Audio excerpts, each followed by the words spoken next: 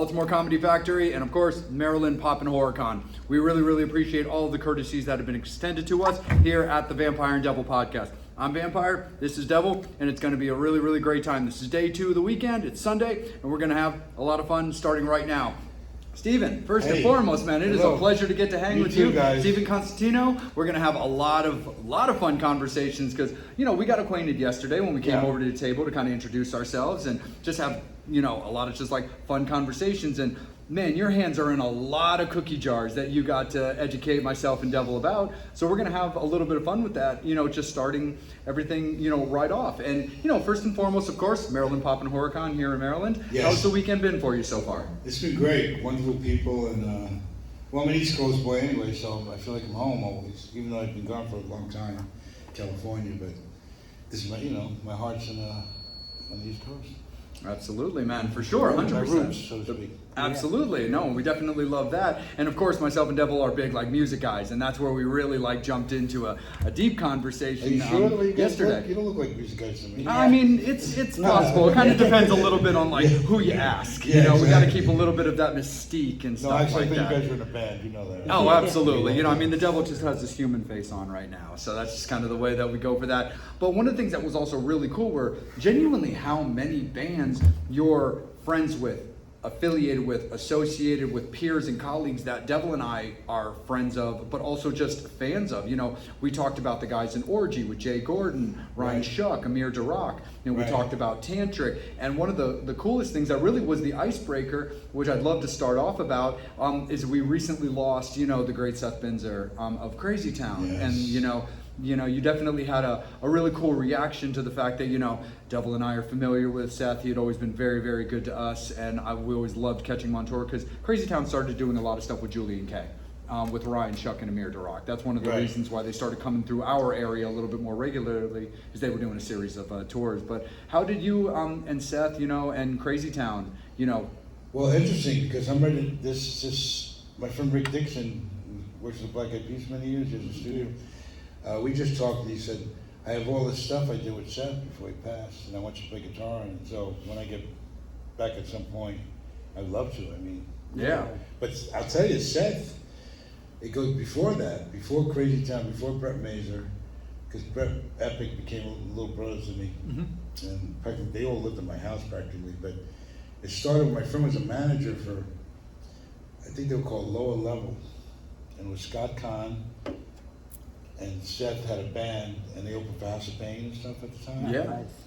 But they were underage, so my friend Philip, who's not with us anymore, he had to chaperone him, plus be the manager. So that's when I first met Seth. He was an addict back then. It's his personality.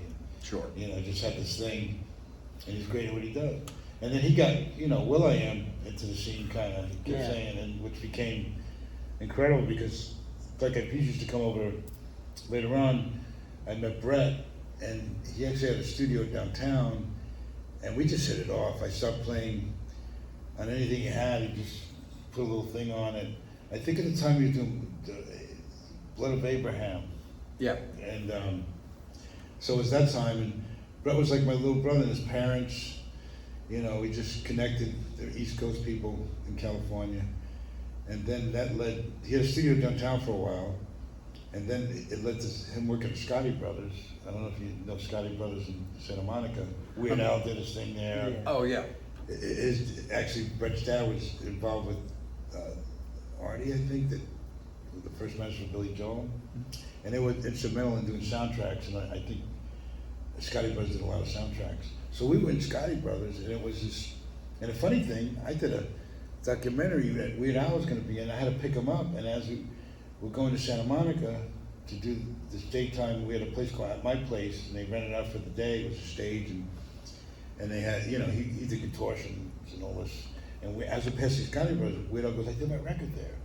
And Scotty Brothers takes the whole block, 26, and they had little cottages for the producers, and then Studio A, and Brett had his little cottage where he could work on pre-production. And then at night we had Studio A because no one was there. Right. But that's when will.i.am and Black Eyed Peas would come through before Fergie. He got them signed on the first cassette. And then Brett before that was working with Easy E and all that stuff, because they had this affirmative action thing, I guess, and they had all the guys from the hood come over to the valley. And I think Ice Cube, he talked about, they might do a series. Brett told me they might do a series on, and so that's where you got this hip hop groove, because these, you know, white guys in the valley, and Right. they brought these other guys to give them a chance to get educated. And it was, I think it was Ice Cube, Easy E, and all these. Correct me if I'm wrong, but these ones are here. And so Brett pretty much had that place, and he had done Bell Bell DeVoe at the time, Poison and all that. And then New Edition was due to make a comeback, and they were all platinum artists at that point. And so I did a guitar, it was kind of greasy. They just plugged me into this little orange compressor right into the SSL. And I did this kind of thing that I'll play you later. And I think Little Kim was on it. And it was cool to hear all those guys coming back, because it would have been huge. Yeah. They were all platinum artists Sure. on their own right. Then Bobby Brown at the Prerogative, and we did the guitar, and then I kind of heard it on the buyout they did on them at the end, but they never got on that tour. It was like the end of it, never started, but that song never got mixed. Like, you know, I have it now, just like the copy of the stereo demo, but it was a great tune. I mean, so that was happening, and anything that came through with Brett was incredible. This is pre-Crazy Town. Yeah. But, you know, Seth was always with us. Absolutely. Shifty was hanging, they were really good friends, and we all hung out, and then that all led to Crazy Town. And by the time I was right in deep, because Brett kind of lived with me at one point. And then Russ the Peak, who got signed late, he passed away, Russ, but he became a guitar player and went on tour with them.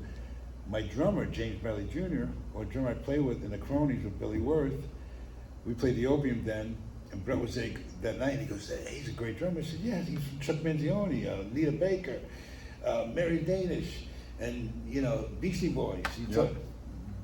I mean, James Bradley Jr. was a marvel. At 6 years old, he was on Jack Benny show with Nat King Cole and took over. Oh, wow. So that, you know, Brett had taste. He goes, he's a great drummer. He took him out of my band, took them on the road, James Bradley, and started Crazy Town. But I had played on about 3 or 4 tracks on there, and so did Jay, because Jay and Brett used to live together, Jay Gordon. And then Squirrel, remember, you ever hear Squirrel? Yep. Yeah, Squirrel was around, and we were all good friends, and this stuff, it was just happening. We didn't know where it was leading. And then Crazy Town came about. And actually, Brett said, that guitar, I love that guitar in the New Edition. You Don't Have to Worry, it was called. He goes, I'm gonna just put it on Revolving Door. Which is the same, I don't know, a lot of people know that, but that song, the guitar exists in 2 different songs, which is unheard of. Yeah. And most people don't know that. But because New Edition didn't get released fully, I don't think people know that, but it became, which I love that it had a second coming, you know? Oh, yeah. You know, Ladies Come Up, my Revolving Door. Yep. That's me on guitar. No, nice. And then I did Babylon, we tuned down, and that was, Mad Lion was on that. And of course, at that time, Divine was around. He was revered, you know. Oh, absolutely. So the whole process, I had that party house. Well, then, you know, everybody just felt comfortable there. And then when Russ took the basement, I did top 2 floors. They were always there every night, you know, Shifty and Brad. And it was just it was a wild and crazy time. And then they went on tour for a year, and they come back, and the bus pulled up to the house, and, you know, it was on. And the first album, just, of course, they sampled Costantino and Flea. It was an album track. It wasn't even a hit for Chili Peppers. I think Sex, Blood, and Magic, was it? Yeah. And that's what that groove is from, you know? Come Yeah. Come My Lady. So Oh, it yeah. became a huge hit. And just out of nowhere, but then, by the second album, you know, things got a little frayed. People get tired. Yeah. Doing too much of this and that, and the road takes over. So it's hard to pick up on the second album, you know? Yeah.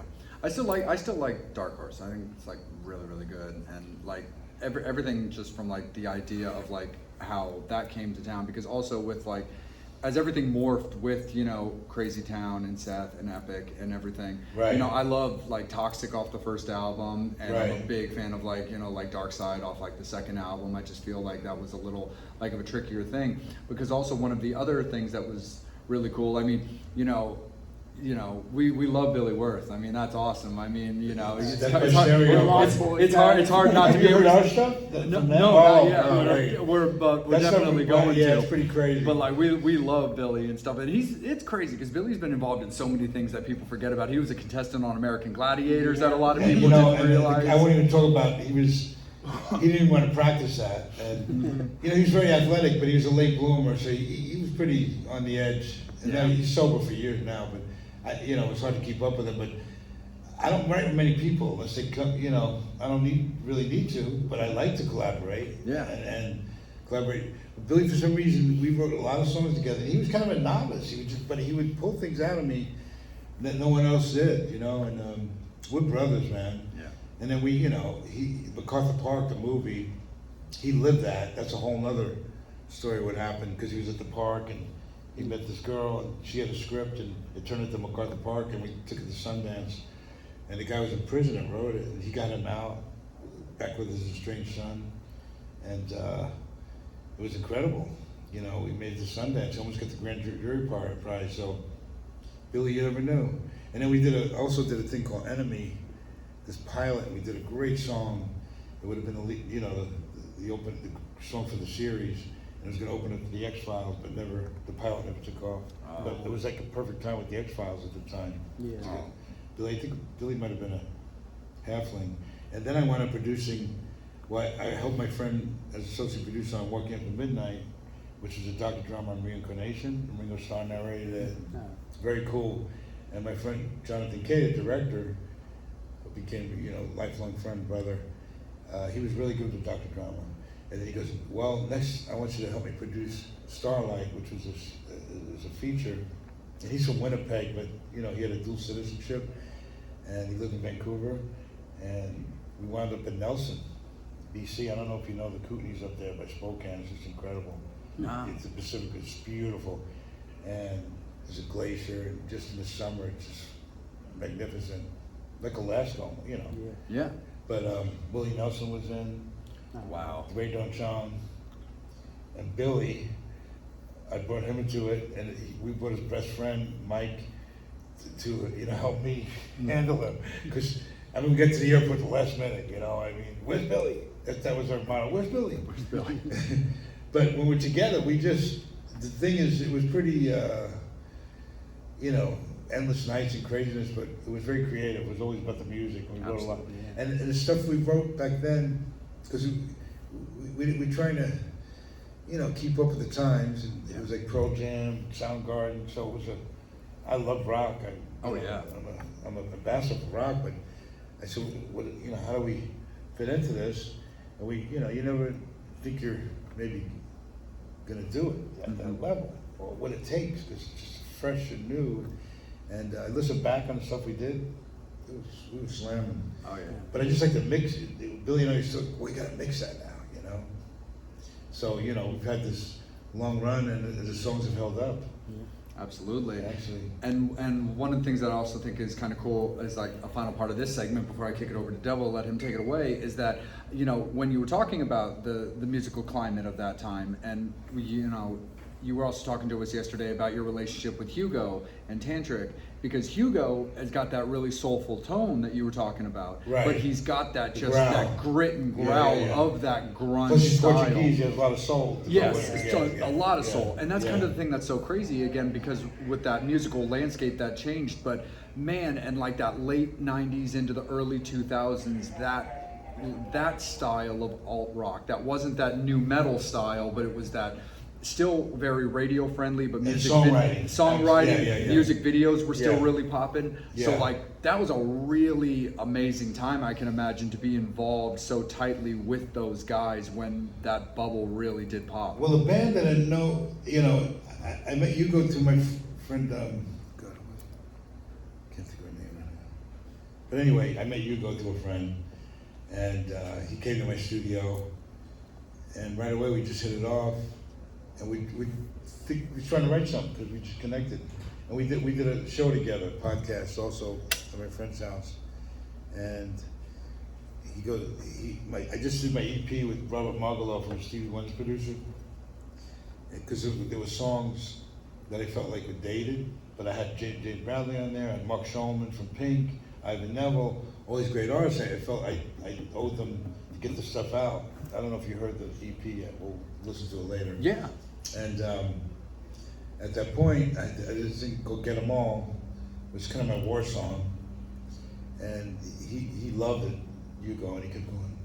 He said, "Put that new album, can I do it?" So I went with BMI and talked to my publisher and said, I want to collaborate with him on this version, Tantric. So it went on Mercury Retrograde Oh, okay. at the very end, which is cool because he said Mercury Retrograde at the end. So he made that the star at the very end, and he did his.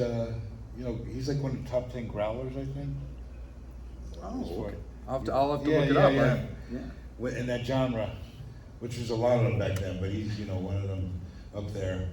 And then he did the version, and I taught the band, FaceTime, whatever, the guitars. He just do, because I'm a little unorthodox in my playing.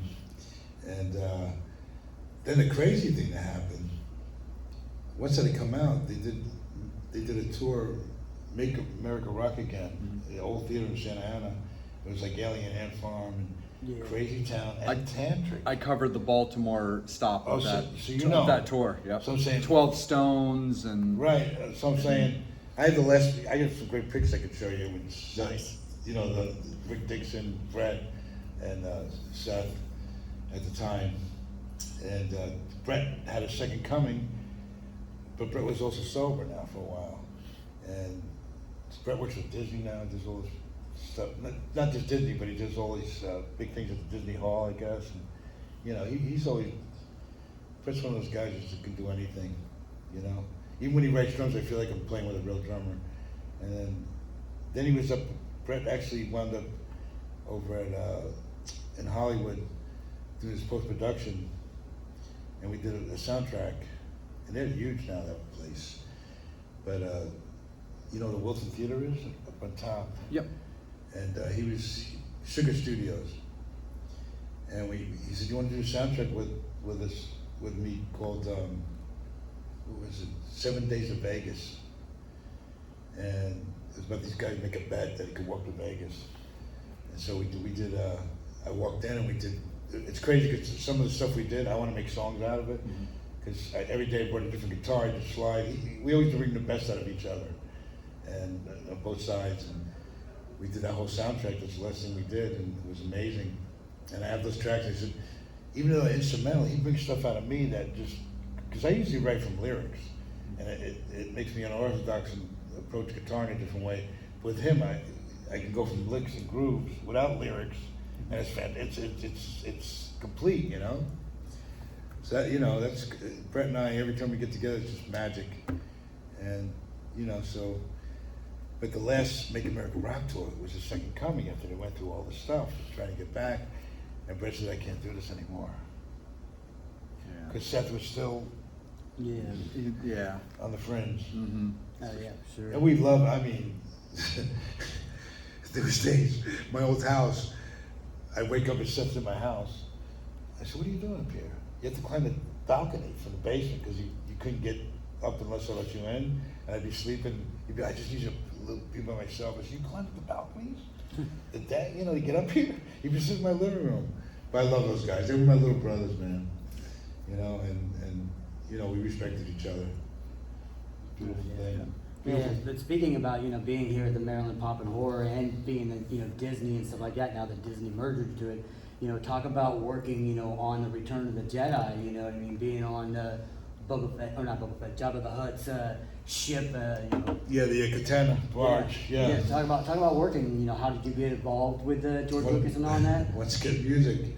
When I moved to LA, first I lived in the Bay Area for a while, which is a good transition because it gave me just to California before LA, because I knew eventually I'm gonna make my way there. Yeah. And then I get to LA and I got a job selling office supplies, but the guy's van and the guys that ran the office supply thing, you do these cold calls and, "Hey, you need toner for a year, But so I just need money, so I tried it. But I met Van and his crew that ran it, and they said, "We also have a office penthouse on Sunset, not far from the, Rainbow and all.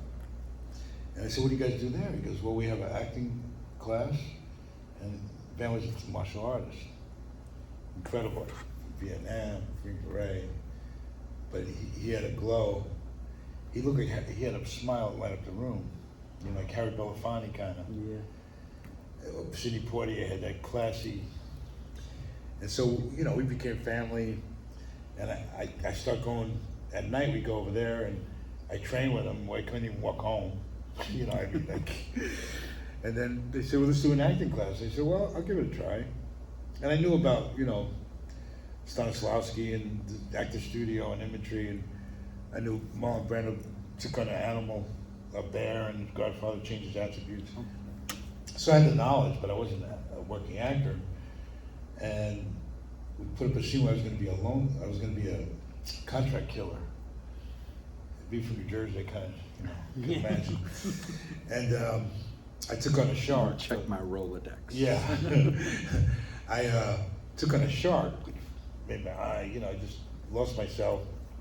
I was going to put up the scene because it was just, they were just creative. It wasn't like for a role or anything. It was just to learn. And that night, I was going to put the scene. Billy D walks in.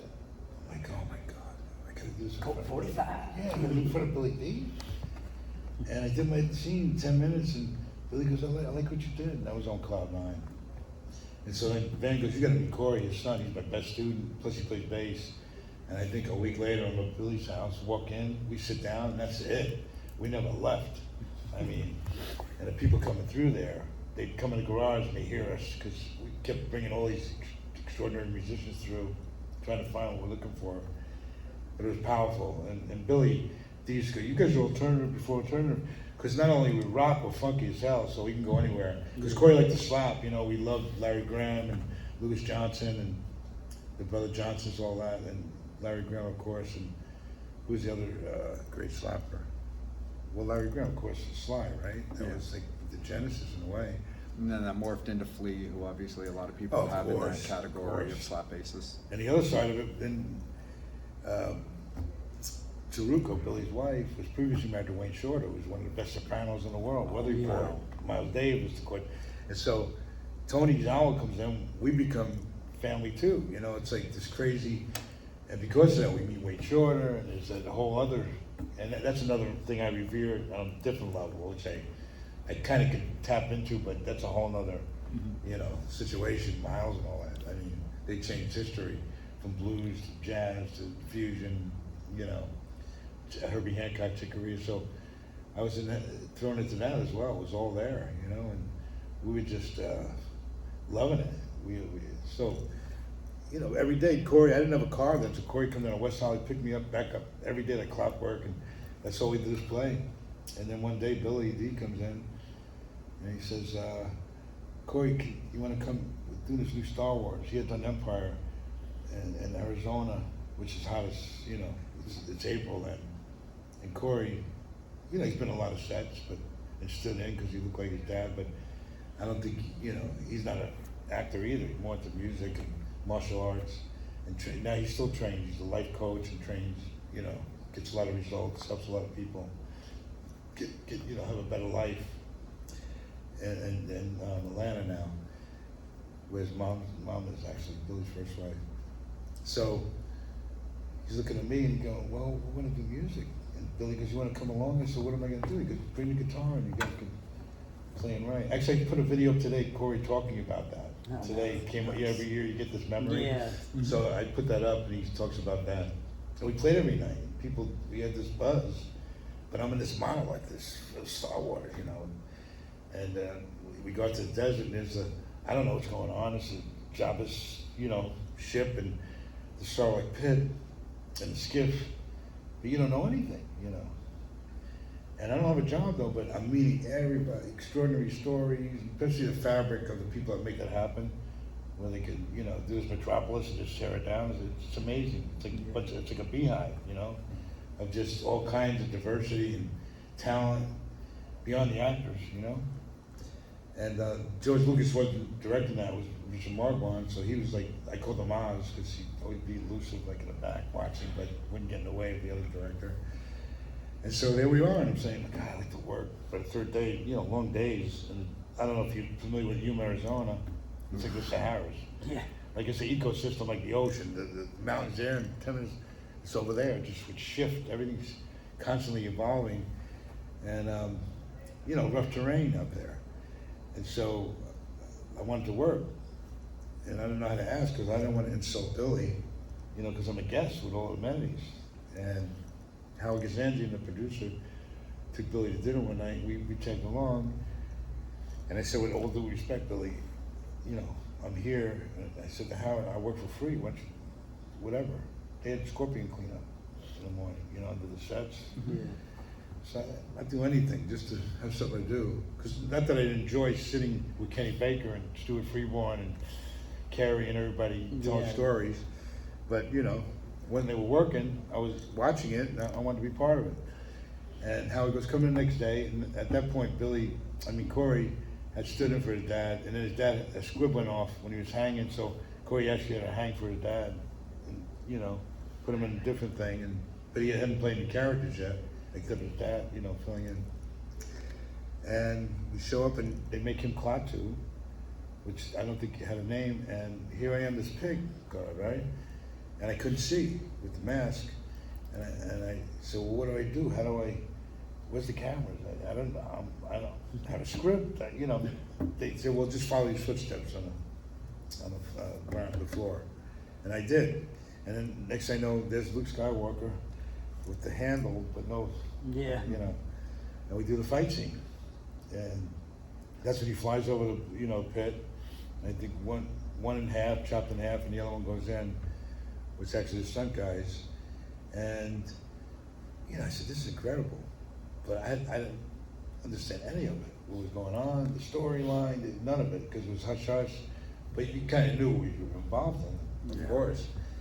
And then the great thing is that because Corey and I were together, we took the mask off and Billy started snapping pictures. And I guess it was okay for him because he knew he's not going to, the film's not coming out for a year, so they'll sit in the archive, whatever memories for him. Yeah. And the still photographer, Ralph Nelson Jr. also took some slides. And we had the mask off. So any of this, I said, I just figured out it's another day, in paradise, right? Mm-hmm. And then it's over, and we actually drove home, Billy, Corey, and I, because Billy doesn't like to fly as much. We flew in with Carrie and just me, Carrie, Billy, and Corey, which was kind of cool, to Arizona. But Billy said, let's drive home, And we did. We had a beautiful ride to Arizona, back home, and it was over.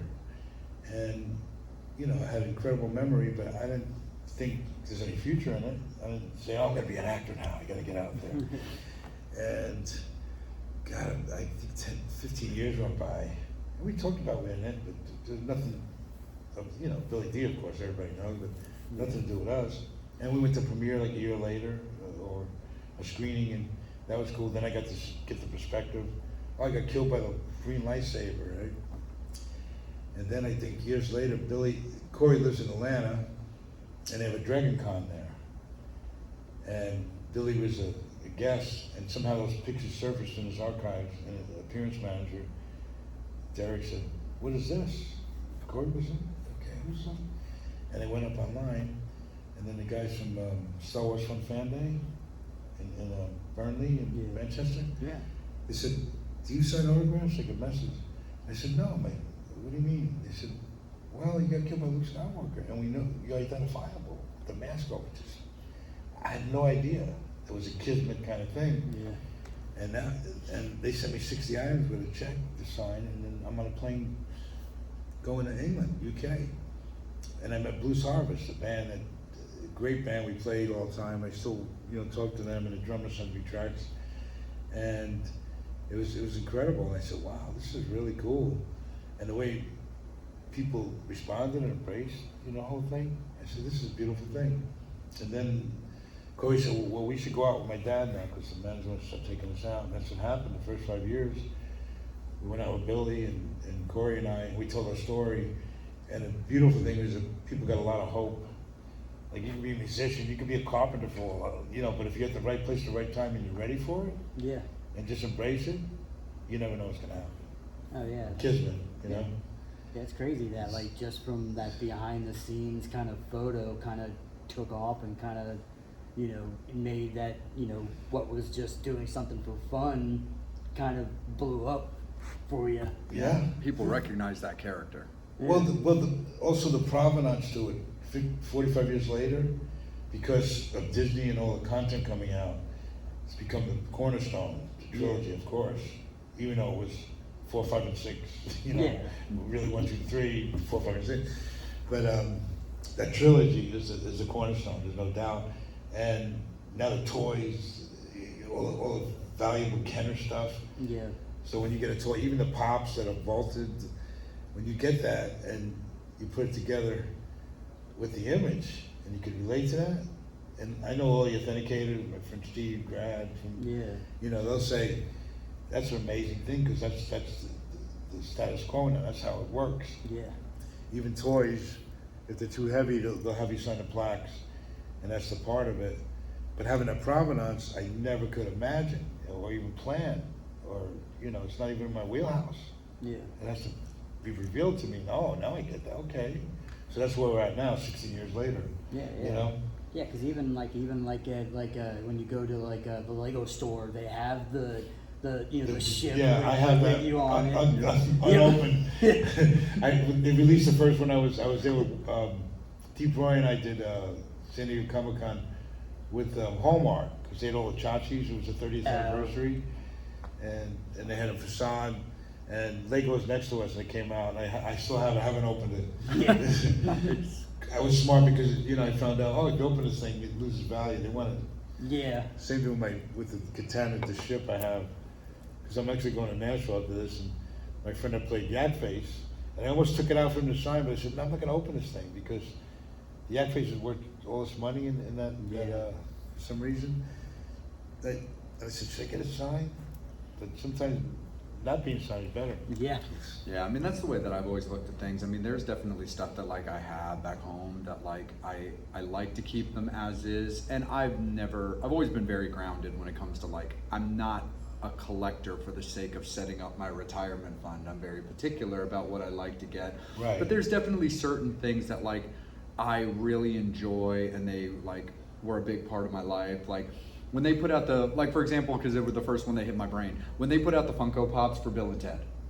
Right. For Keanu and Alex. Right. I got those, Of course. and I got the little hard plastic boxes, and just, you know, I have- put, yeah, and just exactly. put those two guys With the just in magnet on top? yep, and Yeah. then just put the little tops on and put them on my shelf, because I was Right. like, I grew up a Bill and Ted fan. Like Right. both those movies, in fact, the whole trilogy, I didn't personally have any qualms with the third one. I enjoyed it for what it was. Me too. But like, Devil and I are Bill and Ted people, and I love Bill and Ted. So I was like, these ones I got and put them right into little hard boxes and put them on my shelf, where I'm like, because these bring me joy because Right. of what I grew up on. Same when I got my hands on a Funko that they released from one of my favorite like mini cartoon series and kind of underground movies in My Pet Monster.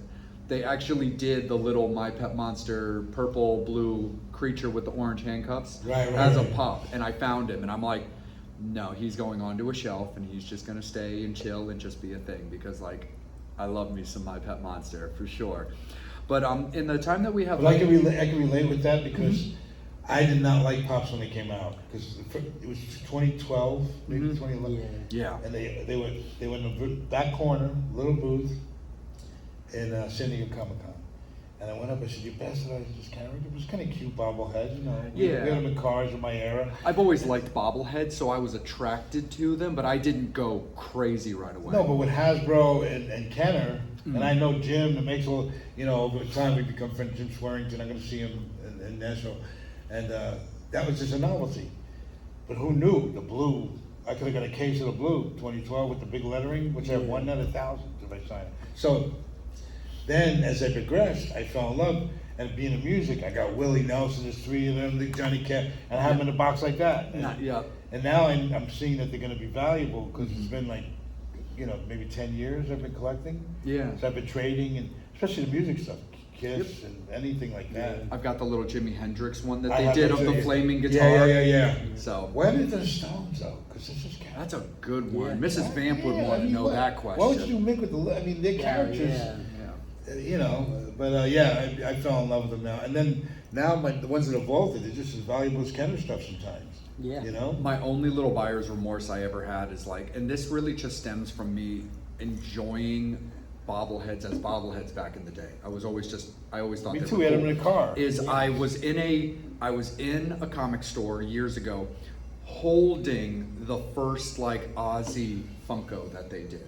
Just that really basic one where I think he's wearing like a purple jacket or something like that. And it's in my hand, and I ended up putting it back, but buying a more traditional Ozzy bobblehead where his head moves Right. and his hair is like Right. actual kind of hair But material. the so it original moves. one is worth a lot of money. And now it's Yeah, like yeah. 200-300, well, with his passing, Yeah. maybe even ridiculously more now. But then I remember looking it up casually one day and seeing it was like on Amazon now as like a $200 pop. And I'm like, Vamp, you were holding that thing when it was like $12, bro. So just like little stuff like that is Well, kind of the like guy, fun. he's the most valuable. The guy, actual pop. Who's the kid? What's his name? The Freddie Funko? Freddie. Oh, yeah. And then what if you had a Boba Fett with the rocket launcher? Oh, I think- 2.2 million. Yeah. He went self. Jesus, that's crazy. Unpainted. They did do, like, they did a promo for that? Well, no, they did. Jim Swearingen made them, you know. And Right. We do a lot of shows together, and the rocket launcher was taken. You know, it never got out to the market because it could take your eye out. Yeah. Oh, They yeah. didn't think about that in R&D, you know, at the time, and they pulled them, but they were unfinished. They were prototypes. I think they made 50, 100 of them only.